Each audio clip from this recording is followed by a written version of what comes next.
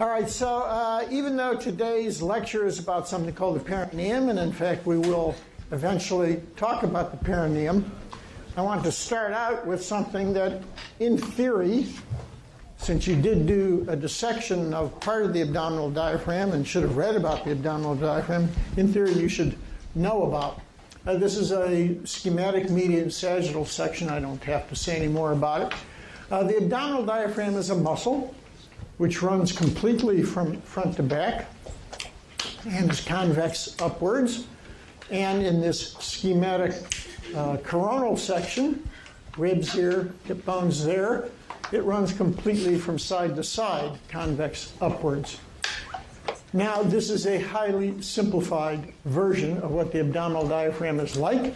If we look at this from below and we take it out and spread it out on a piece of paper or whatever, and a table and look at it, as I have drawn it, as a muscle which runs completely from front to back and completely from side to side, the drawing would look like this.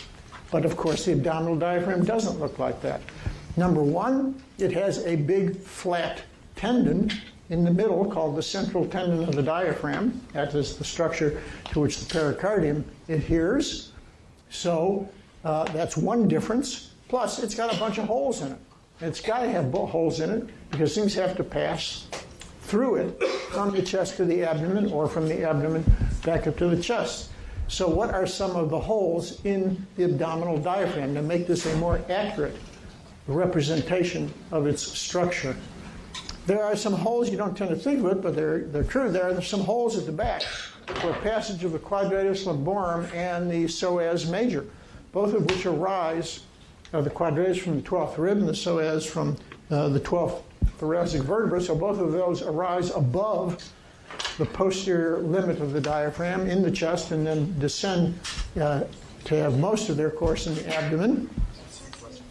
And in fact, these muscles, like all good muscles, psoas major and quadratus lumborum, have a fascia. And the fascia is thickened over the psoas major to give rise to fibers of the abdominal diaphragm. This is not uncommon. We sort of got a sense that the iliopectineal arch was thickened fascia of the iliacus, or iliopsoas, to give rise to the internal and transversus abdominis. So there's a zone or a linear zone of thickened fascia that gives rise to muscle fibers of the diaphragm over the psoas major, and that thickened zone of fascia or linear zone is called the medial arcuate ligament. And there is a thickened fascia, a zone, a linear ridge of fascia on the anterior surface of the quadratus lumborum that gives rise to fibers of the abdominal diaphragm, and that thickened band of fascia is called the lateral arcuate ligament. I know at least one group saw it because I showed it to them, but y'all were supposed to see it. And then there are other holes in here as well. There is a hole at the back of the diaphragm in the vicinity of T12 for passage of the aorta. So this is the aortic hiatus of the diaphragm. And the fibers of the diaphragm on either side of the aortic hiatus gain origin from the lumbar vertebral column. And on the right side is the right crus, which gains origin from the right side of the lumbar vertebrae. And on the left of the aorta is the left crus, which gains origin from the left side of the upper lumbar vertebrae. And there is a sort of a tendinous arch from lumbar vertebrae on the left side to the lumbar vertebrae on the right side, which then arches over the aorta, and that is called the median arcuate ligament. So we have a median arcuate ligament in the region of the aortic hiatus, and then these medial and lateral, which are just bands of fascia of the quadratus lumborum and psoas major muscle. But there are still other holes in here. There has to be a hole for passage of the esophagus. That's the esophageal hiatus. There has to be a hole for passage of the inferior vena cava. That's through the central tendon. So that's, yes, sir. Is the arcuate ligament any related to the arcuate line? The question is, are these arcuate ligaments related to the arcuate line? And the answer is absolutely in no way. The arcuate line marks the site where any aponeurotic fibers from the abdominal muscles which have passed posterior to rectus abdominis switch direction and go anterior to it. And below that arcuate line, then you have no aponeurotic fibers passing behind the rectus. Its only similarity is that shape is curved, just as these have a curved shape. But like the level is not... Nothing to do with it whatsoever. Not level, in no way, shape, or form related to the arcuate line. And then finally, there are these two little holes on either side of the xiphoid process, where it arises from the xiphoid, that pass the superior epigastric artery and vein, and these are not often referred to, although the clinicians give it the name foramen of Morgagni, because in fact you can have small hernias through that, through the diaphragm, at the level of the foramen or Morgagni into your anterior chest. So this looks to me like a pretty accurate representation of the abdominal diaphragm. If I take a median sagittal section of this accurate representation, the only difference is going to be that I'll catch the central tendon here and I'll catch the aortic hiatus in the back. I won't see the esophageal hiatus, which is to the left. I won't see the caval hiatus, which is to the right of the midline. So a lot of the things won't be seen in the median sagittal section. If I take a transverse section through the caval hiatus, and then I'll see that in the central tendon, but I won't see a lot of the other holes. All right. That's the abdominal diaphragm, which you may have known quite a bit about already. Now we get to the diaphragms that you, in theory, do not know much about unless you read ahead. And the other diaphragm is one. Oops. There is another diaphragm, but I guess before I tell you about it, I better tell you about some of the bones of the hip, because I may have to mention their names. You know this, really. Ilium, ischium, I'm not going to spend any time with this. There's an obturator foramen between the between the ilium and ischium, and we'll leave it at that. I do want to emphasize the things in blue here, the ischial tuberosity, I'll have occasion to refer to that, the ischiopubic ramus right here, and the spine of the ischium. Those are the things I'll have a reason to talk about later. All right, so there's this other diaphragm. I'll get to it eventually, apparently. This is the median, the coronal section. Here's the ilium, the acetabulum, which is the socket for the hip bone. Here's the ischiopubic ramus. In life, that hole, the obturator foramen, which looks so large in the skeleton, is bridged over by a membrane, a very tough, fibrous membrane called the obturator membrane. It has a little hole in it for passage of a nerve and some vessels, but it largely fills the entire obturator foramen. And on the medial surface of the obturator foramen, and arising from the superior pubic ramus, a bit from the body, back of the deep surface, deep aspect of the body of the pubis, and also from the deep aspect of the ischiopubic ramus, is a muscle called the obturator internus muscle. That's a muscle we'll have occasion to see in the next few days. But now I guess I remember to put in the other diaphragm, all right? And the other diaphragm is a muscle, not unlike the abdominal diaphragm, which runs completely from side to side and differs in that it's convex downwards, unlike the abdominal diaphragm, which is convex upwards. This is called the pelvic diaphragm. It also arises from a thickened linear zone of fascia. It arises from a thickened zone of fascia on the obturator internus muscle, and that is called the arcus tendineus, or the tendinous arch. That is, we'll definitely see that in dissection. Not today, but over the next few days. So we have this pelvic mirror image counterpart of the abdominal diaphragm, which is called the pelvic diaphragm. It is also runs completely from front to back, just like the abdominal diaphragm ran completely from front to back. Attaches to the coccyx and sacrum and to the body of the pubis anteriorly.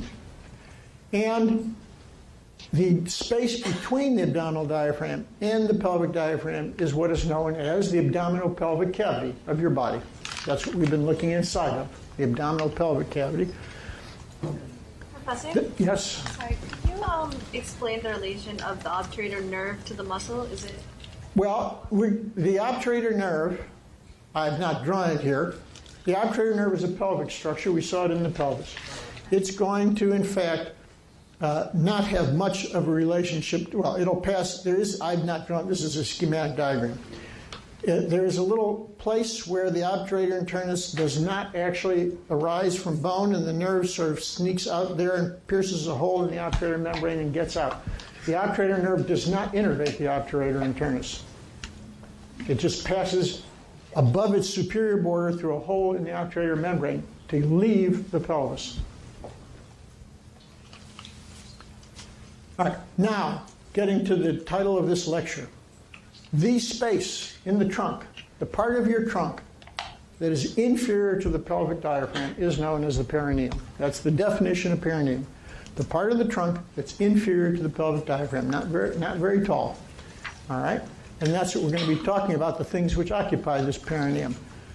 Before we do that, we're going to look more and get a more accurate representation of the pelvic diaphragm. Just like we knew that our simple front to back, side to side, completely muscular abdominal diaphragm couldn't be accurate, so this completely front to back, side to side, muscular pelvic diaphragm cannot be an accurate drawing. Things have got to get out of the pelvis into the perineum and vice versa. So here is the inaccurate version of the pelvic diaphragm, the completely side-to-side, front-to-back muscle. And here is the obturator internus and the arcus tendineus, that band of fascia from which a portion of the pelvic diaphragm arises. Other things are labeled here. Now, to make this accurate, we had to put holes in it, because things have to pass between the perineum and the pelvis. And here are the holes of your pelvic diaphragm. There's a big hole in front. I mean, this is like the pelvic diaphragm's equivalent of the aortic hiatus, except, number one, it doesn't pass the aorta. And number two, it's located anteriorly, whereas in the abdominal diaphragm, the aortic hiatus was located posteriorly. This is called the ano-urogenital hiatus of the pelvic diaphragm. And through it pass, in women, the urethra, and men also the urethra, but in women only, the vagina, and in both sexes, the rectum, pass through the ano-urogenital hiatus of the pelvic diaphragm. The ano-urogenital hiatus of the pelvic diaphragm is compartmentalized into two compartments by a big chunk of connective tissue which bridges across from the left boundary to the right boundary of the ano-urogenital hiatus, converting it into a urogenital hiatus and an anal hiatus, but I don't think it's necessary to use those terms very often. That big chunk of connective tissue which bridges across between the medial edge of the hiatus here and the medial edge of the hiatus there is called the perineal body.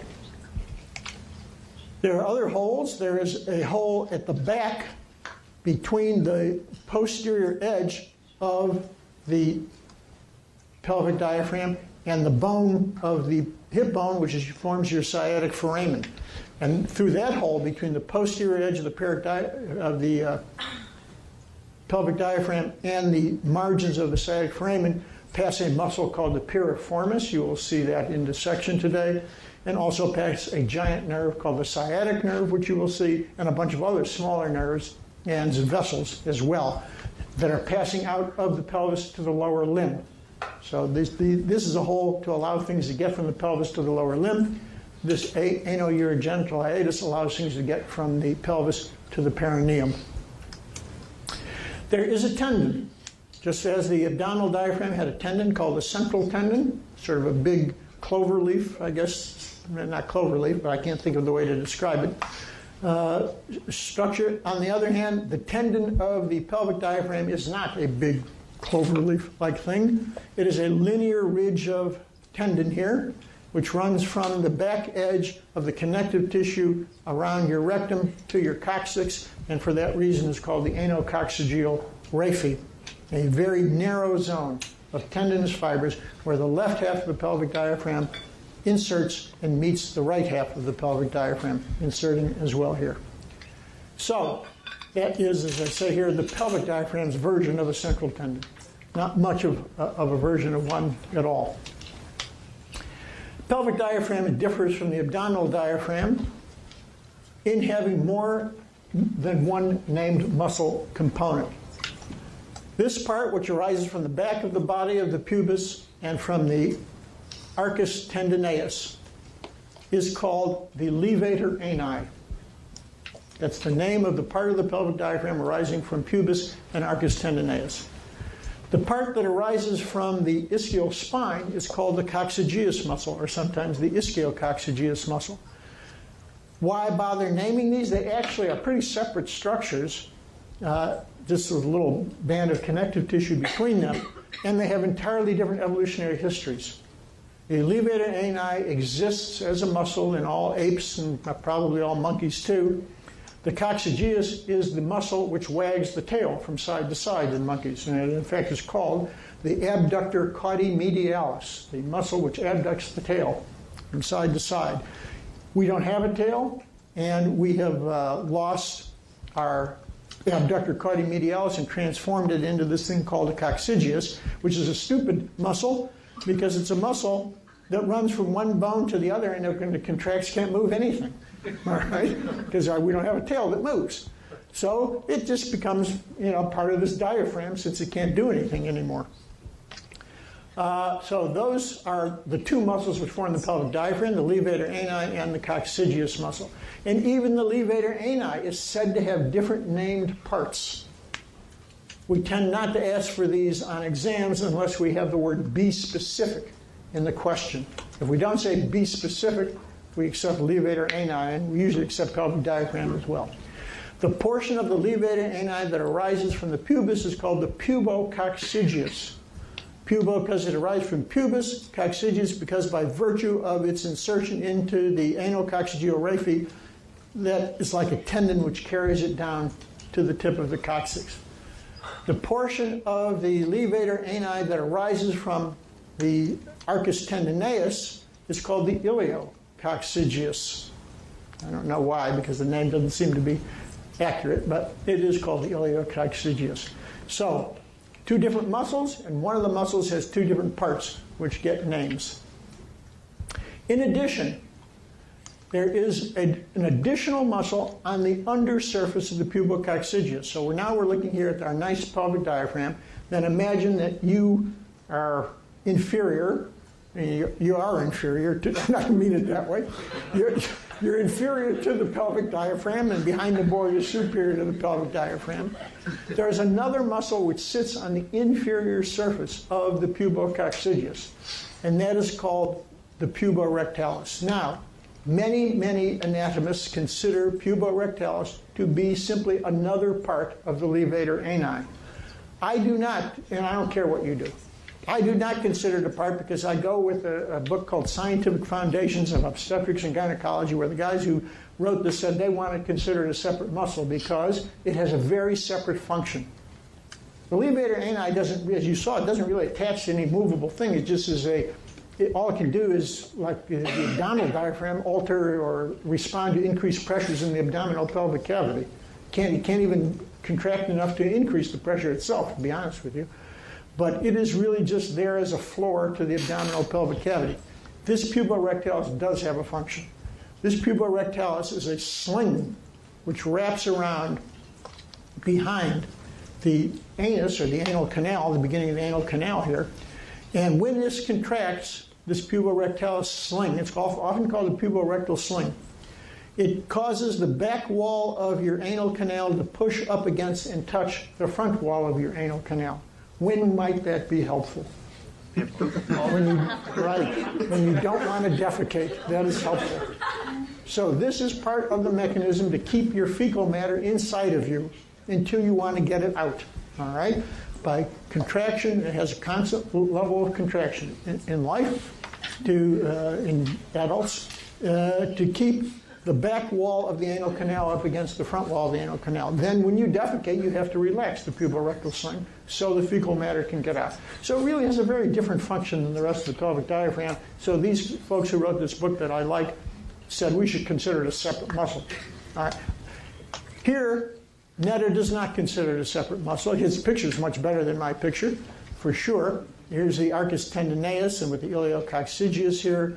Here's the pubococcygeus, which he has coming a little bit from arcus tendineus, and maybe he's right, maybe he's wrong, I don't know.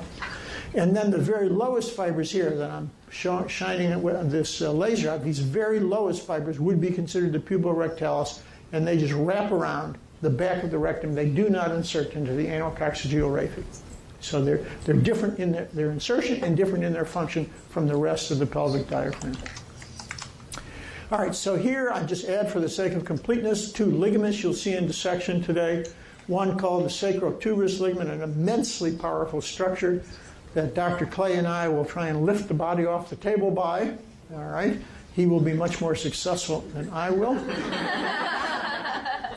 It runs from the ischial tuberosity to the sacrum and coccyx, and a much smaller muscle called the sacrospinous ligament, which runs from the ischial spine to the sacrum and coccyx. And it is really almost the degenerate fibers, the degenerate posterior fibers of the coccygeus muscle. Again, the coccygeus muscle really doesn't do anything, and its fibers, in lots of people, its posterior fibers have just been turned into a ligament called the sacrospinous ligament. Some people less so, other people more so. Dr. Sterner? Yeah. So what is that light gray line that separates the coccygeal? Here?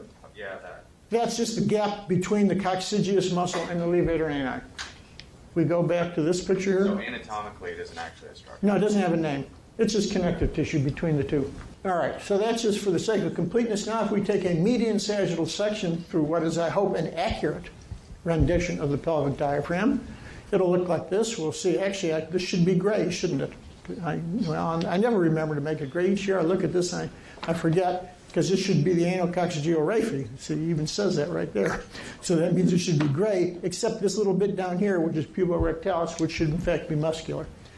But then we don't see any more of the pelvic diaphragm in front of the puborectalis, because all that we've got in our section is, in fact, anal coccygeal, is anal-urogenital hiatus. So this is all through the anal-urogenital hiatus. We see the rectum passing through it, and once it passes through it, it's called the anal canal. We see in women the uterus and the vagina and the urinary bladder, and we see this wodge of connective tissue right here, which bridges across the anal-urogenital hiatus, and that's the perineal body. So that is a fairly accurate, except for the fact it should be gray, a median sagittal section of what the pelvic diaphragm would look like. I remind you the abdominal pelvic cavity has a peritoneal lining, and this is just for the sake of accuracy. So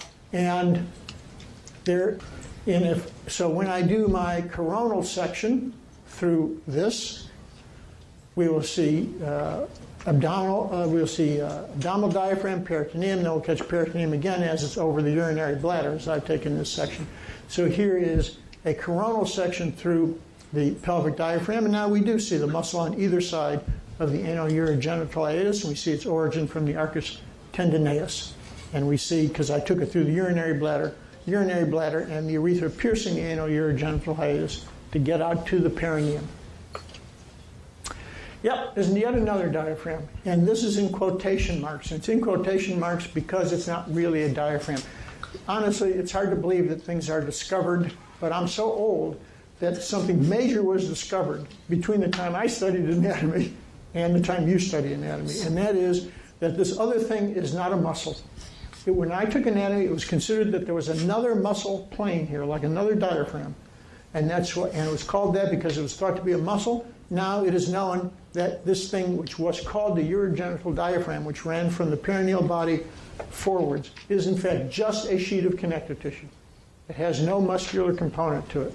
So instead of calling it the urogenital diaphragm, in my lifetime the name has been changed to perineal membrane, because it's in the perineum, because it's below, as we'll see, the below the pelvic diaphragm. Or sometimes obstetricians and gynecologists refer to it as the triangular ligament, as you will see very clearly why in a second. So there's this other thing below the pelvic diaphragm.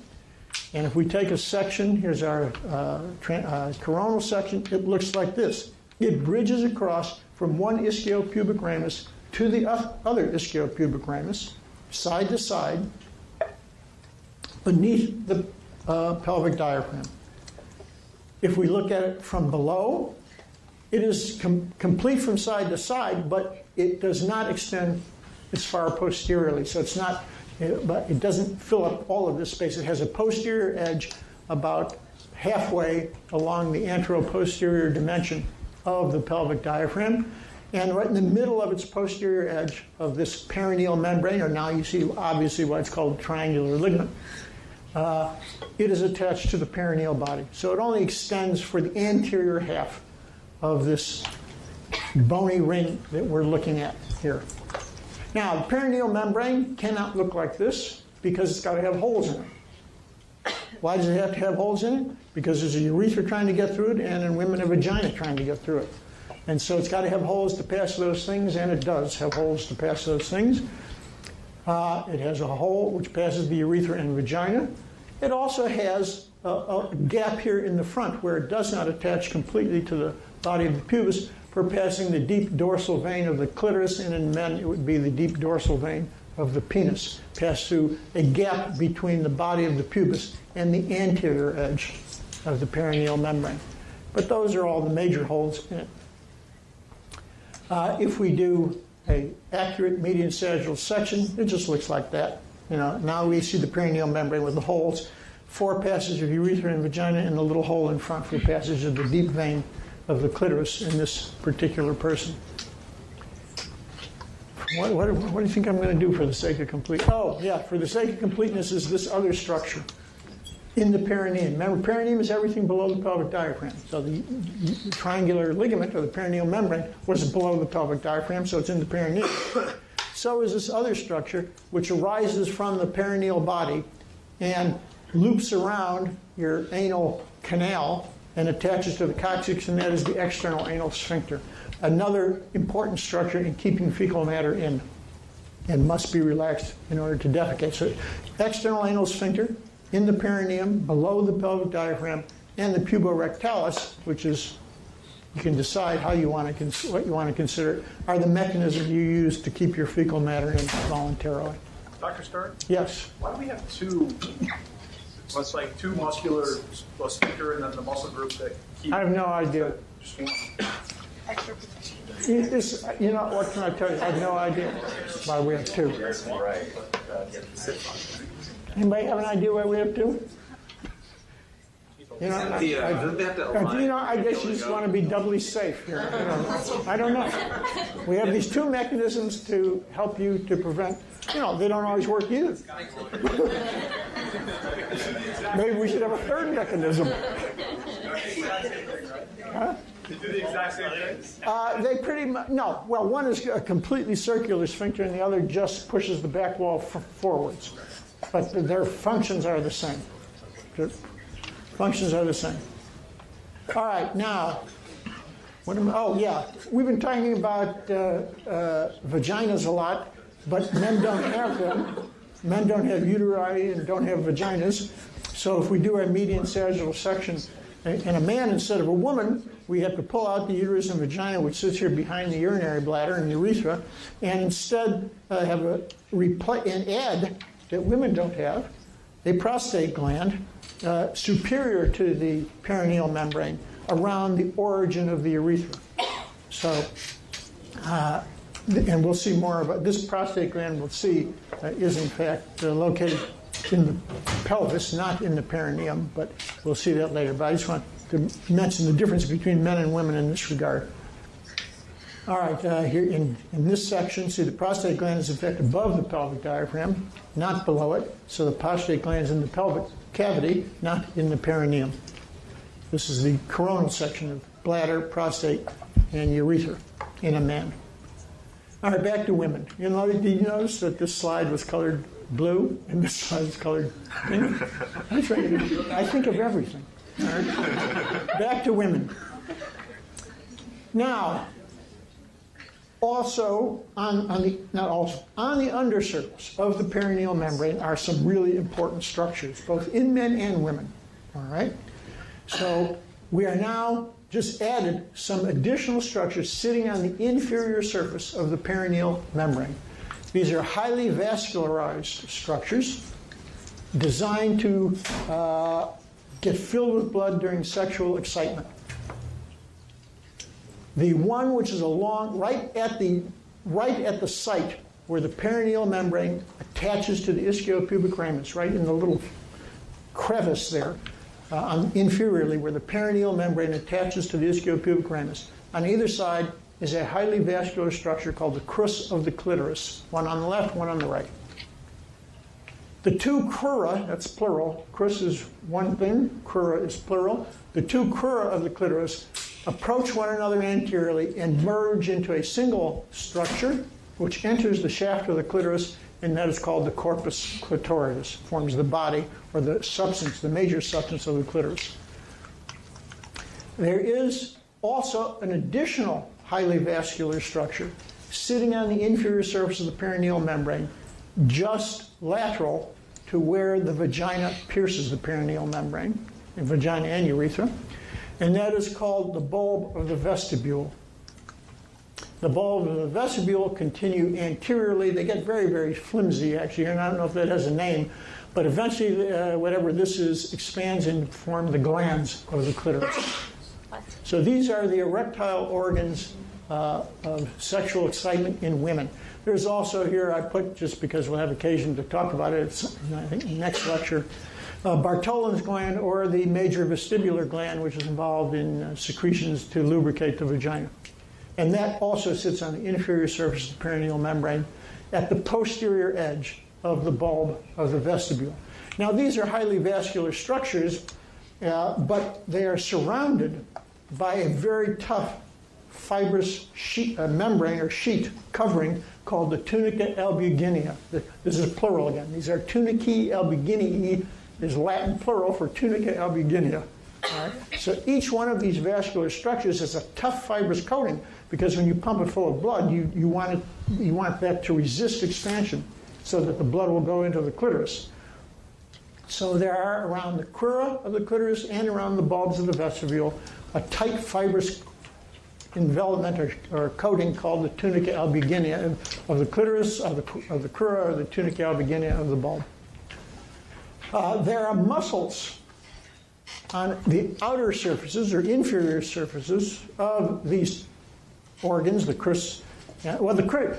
When you use the word crus or bulb, you include the fibrous coating. I sort of said there's a vascular structure called the crus and the bulb, and it has a fibrous coating. And the implication, I think you may have thought, well, maybe that gets it's not part of the structure, but it is. The vascular part and the fibrous coating, and its tunica albuginea, is the crus or the bulb. On the outer surfaces of the tunica albuginea of the crus is a muscle called the ischiocavernosus muscle. It compresses the blood within the crura of the clitoris, and on the outer surface of the bulbs of the vestibule is a muscle called the bulbospongiosus muscle, which compresses the blood within the bulbs of the vestibule. There's another muscle which I can't imagine what function it serves, and that is called the superficial transverse perineus muscle, which I just again put in here for the sake of completeness. All it can do is take your perineal body and wiggle it from side to side or hold it in one place. I don't know what the hell it does. But it's there on the undersurface of the perineal membrane. All these things I've been talking about are on the inferior surface of the perineal membrane. And like every good muscle, the superficial transverse perineus and the ischiocavernosus and the bulbospongiosus has a deep fascia on its outer surface, but the deep fascia spreads across from one to the other, so there's this whole fascial sheet on the undersurface of the perineal membrane, which is an extension of the deep fascia of all of these muscles I've talked about, and that fascial sheet is called the deep perineal fascia. Now in men. Similar structures, much larger, all right? Because the penis is much larger than the clitoris. The things at the junction of the perineal membrane, sitting on the inferior surface of the perineal membrane, right where it arises or attaches to the ischiopubic ramus, is the crus of the penis, one on each side, two crura of the penis. Now, during development, and when you do your genital development, you'll read how the equivalent structures of the bulb of the vestibule in a fetus that's going to become a man merge in the midline to form a single vascular structure. So this is like the two fused bulbs of the vestibule, and this is called I'm going to do it now, the bulb of the penis. What I forgot to mention is that the two crura of the penis run towards one another, just like the two crura of the clitoris did, whereas when it enters the clitoris, the two crura change their name to the corpus clitoris, the body of the clitoris. These two things become, each one is called a corpus cavernosum, or which just means the cavernous body.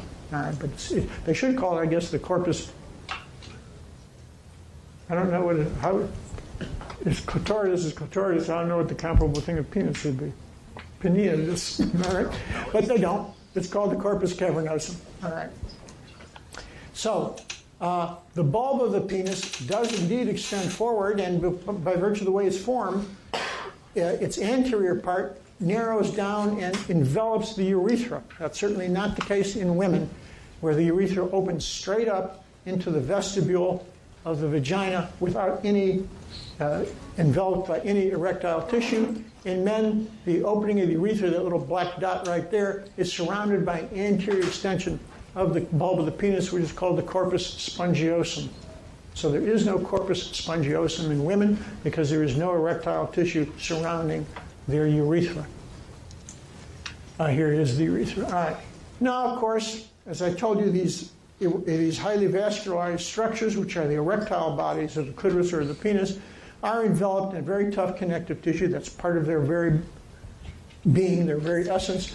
And so each crus of the penis, each bulb, and each corpus cavernosum and each corpus spongiosum has its tunica albuginea to keep the blood in there and to limit expansion, so that when you pump blood in there, it causes the blood to actually go into the penis in men, as opposed to filling up these spaces.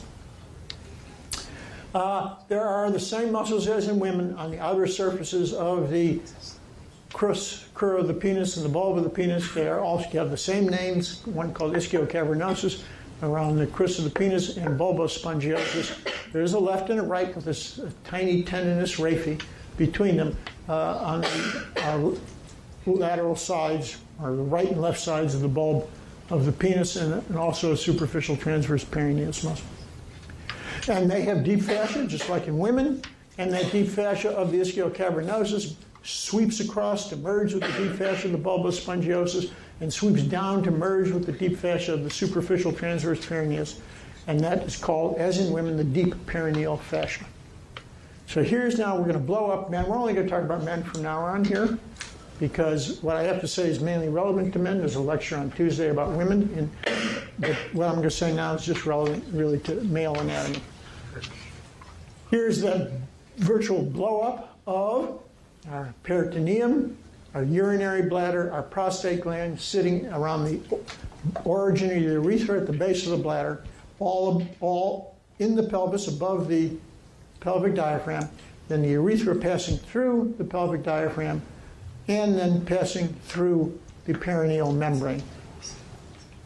There is a muscle surrounding the urethra as it passes through both the pelvic diaphragm, or as it passes through the pelvic diaphragm, and then sort of actually expands a little in the space between pelvic diaphragm and perineal membrane. That's called the sphincter urethrae muscle, and this is what men use to keep their urine in. And we only have one of those, so I guess it's even harder to do. A sphincter urethrae muscle. That's a muscle that is partly in the perineum and partly in the pelvis, really. So it's because it passes in the zone between them.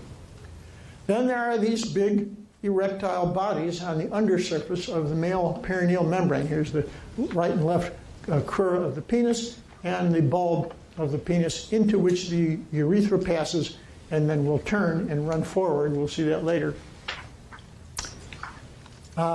These erectile bodies, crura and bulb, have on their outer surfaces muscles. We know ischiocavernosus, bulbospongiosis, the muscles on the outer surface of these erectile bodies. And we know that those muscles have deep fascia, and that the deep fascia bridges across from the muscle from ischiocavernosus to bulbospongiosis on both sides, so that we have this plane, this whole big sheet on the undersurface of the perineal membrane and enveloping these muscles called the deep perineal fascia. If you were able to suck out with a device, I add the crus of the penis and the bulb of the penis and its overlying musculature, you would be left with a space between the deep perineal fascia and the perineal membrane. There's only hardly any reason to know this, but it's a common anatomic term. This is called the superficial perineal pouch. So this is one in women too. If you were to get rid of the crura of the clitoris and the bulbs of the vestibule, you would be left with a space between the deep perineal fascia and the perineal membrane that these things occupied. And that space is called the superficial perineal pouch. Don't have much occasion to refer to it, but you may have some occasion, you may hear somebody refer to it. Much more important is a different space, really, and that is the space between the subcutaneous tissue of this region, of your perineum, and the deep perineal fascia. Marshall, yes, where's Marshall? You gave up too, huh? We're all giving up on this. This lecture's not that much longer, so we'll get out before we all die of smoke inhalation. So here's the subcutaneous tissue of your perineum. The subcutaneous tissue of the perineum resembles the subcutaneous tissue of the inferior inferior abdominal wall, in that it has a deep membranous layer in brown here and a superficial fatty layer. So we know in the lower half of the anterior abdominal wall that those two layers had different names, right? And you're shaking your head, so you're going to give me the name. It's all in the green sweatshirt. Anterior abdominal wall? No, not you. Did you shake your head too? You can do it if you want. Yeah, Campers is the fatty layer. Campers is the fatty layer, and the membranous layer, Scarpa's. That's absolutely correct. Good. Here, the membranous layer is called Colles fascia. It is continuous with Scarpa's fascia. From your perineum over into your abdomen is continuous. But I guess Dr. Colley found this one, and Dr. Scarpa found the other one, and so they each get different names to it. The fatty layer does not get a separate name. So although this is the equivalent of Camper's fascia here in the perineum, it doesn't get a separate name. Just the fatty layer of the subcutaneous tissue. The space between Colles fascia and the deep perineal fascia is called the perineal cleft. That is an important space. There is a space between Scarpa's fascia, at least a potential space. You can get your hands in it. There's a little bridging connective tissue, just like there is here. But you can actually, I don't know when you do dissection, but if you can actually with your finger just go in and lift Scarpa's right off the fascia of the external abdominal oblique. And it doesn't have a name, that space. But the space here between the membranous layer of superficial or subcutaneous membranous layer of the subcutaneous tissue and the deep fascia is called the perineal cleft. Here is a scary large transverse section of a penis. I guess some of you don't think it's scary, huh? All right. Good for you. All right, so here's the skin on the outer surface. Here's the skin on the outer surface. Here is the left and right corpus cavernosum having traveled into the penis from the crus of the penis. So one of these represents the anterior extension of the right crus. This represents the anterior extension of the left crus. So we have a right and left corpus cavernosum. Now, in reality, the septum between them breaks down, so the blood space can actually pass from right to left. And that being the case, most people refer to this whole thing as the corpus cavernosum. It's the two corpora cavernosa. When the wall between them break down, and that's throughout most of the shaft of the penis, you get a blood exchange here, and so that's a single, most people refer to it as a single corpus cavernosum. You can call it right and left, but most people don't. Here is the corpus spongiosum, that anterior extension of the bulb of the penis into with the urethra. The urethra has pierced the bulb, entered the bulb, and then turned and run forward in that anterior extension of the bulb, which is called the corpus spongiosum. So here's the corpus spongiosum surrounding the urethra. All right. Here is the penis's equivalent of the deep perineal fascia. Now, the deep perineal fascia, I described to you as a fascia of these muscles which bridged across one another. Well, it also extends into the shaft of the penis, even though the muscles don't extend into the shaft of the penis. And so that deep perineal fascia, when it extends forward into the shaft of the penis, is called Buck's fascia. That's the name of it. And here is the extension of the subcutaneous tissue of your perineum into the shaft of the penis. It loses the differentiation between cutaneous and, it loses the differentiation between fatty and membranous because there's not a lot of fat, and rarely any fat in the shaft of your penis. And it gets a smooth muscle component to it, like the smooth muscle of the subcutaneous tissue of your scrotum. So it gets the same name as the subcutaneous tissue of your scrotum, which was called the tunica dartos. So in the scrotum is the tunica dartos of the scrotum, and in the penis it's the tunica dartos of the penis. All right. Here are just some big vessels we'll see when we dissect the penis. All right, there. The question here, though, is who doesn't look puzzled? Anybody not look puzzled? Everybody looks puzzled at me. There's got to be somebody here who doesn't look puzzled. You don't look puzzled. And you went to the University of Chicago, and so did I.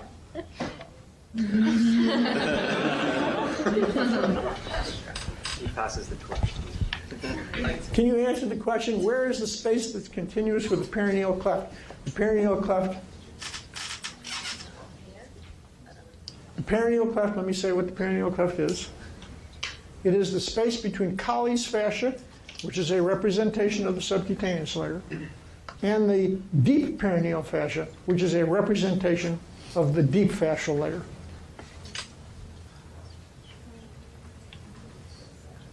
That is a space between deep fascia and tunica albuginea. That is a big, aha, yes, you are right. That space between the brown, I have another question for you. That space between the brown line and the blue line is the space between the subcutaneous layers representation in the penis, the tunica dartos, and the deep perineal fascia's representation in the penis, Buck's fascia. Therefore, that space that your lady, no? Yeah. Yeah, the lady pointed to is, now not that space. Go back and do it right. That space, yes. That, here it is arrow-wise. That space that lady pointed to is, in fact, the extension into the penis of the perineal cleft. They are continuous. Now, here's a tougher question. Here is a picture that we have seen before with all sorts of layers coming down into the scrotum to surround the testis and the tunica vaginalis and things like that. Some of these are representations of muscles. Some are representations of deep fascia. And one of these is a representation of the subcutaneous layer. So I'm asking you, and so don't be fooled by the colors. Before I gave you brown for Colles fascia and blue for deep perineal, and I gave you brown for tunica dartos and blue for Buck's. Colors don't mean anything here. I'm looking in this picture for the equivalent of the space between the subcutaneous tissue and the deeper fascial tissues which overlie the deep muscles and their aponeuroses. So Ken, in this picture, you point to me, and I think your pal to the left actually seems to be very confident about it. I think she knows. Here, I passed the torch. To Hannah? Does Hannah know? Just make a guess. It's okay. Between the representation of the subcutaneous layer in the scrotum and the representation of the deeper layers, and you are absolutely right. Very good. It's that space. Now, I'll take this back. It's that space right there.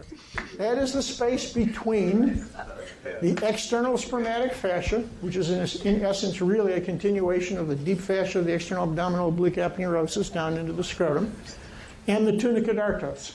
And this space within the scrotum is continuous with the space within the penis, and that is continuous with the space of the perineal cleft. And all of those are continuous with the space between Scarpa's fascia and the fascia of the external abdominal oblique. This is one continuous space.